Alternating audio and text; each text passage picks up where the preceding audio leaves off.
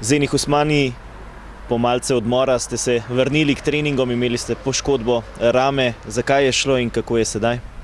Pa da, imao sam poškodbu ramena, nisam trenirao 10 dana s ekipom, ali sam radio sam. Pa dobro, evo sad sam se vratio, treniramo dobro, radimo i čekamo ove prijateljske utakmice. 10 dni je kar veliko za priprave. Kako ste pripravljeni glede na ostale, zdaj ste že trenirali za ekipo?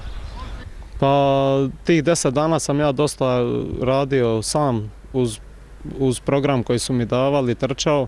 Tako da sam ova 2 dana trenirao s ekipom i ne zaostajem baš puno za njim. Niste odigrali tekme z Lokomotivo, verjetno že komaj čakate naslednjo tekmo proti sedaj avstrijski Avstriji. Pa da, jedva čekam tu tekmu, nisam dugo igrao utakmice, ima već dugo da nisam bio spreman za ove utakmice i vidjet ćemo kako će proći. Međutim, treba napomenuti da je bitno raditi na treninzima i na utakmicama nisu bitne ove utakmice toliko koliko će biti one u prvenstvu, tako da ovdje treba se dobro istrčati, dati sve od sebe, a ostalo će doći, nadam se, kad krene prvenstvo.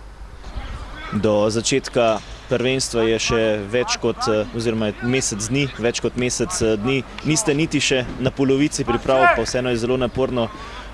Kako igralci preživljate vse te napore, ko veste, da imate še veliko pred seboj?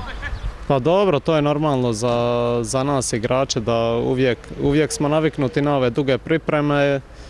Trebamo se psihički pomiriti s time šta i jesmo i dobro radimo i nadam se da ćemo nastaviti ovako.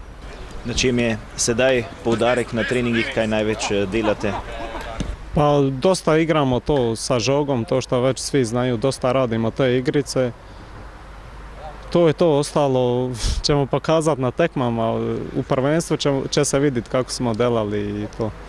Najlepša hvala, srečno. Hvala vama.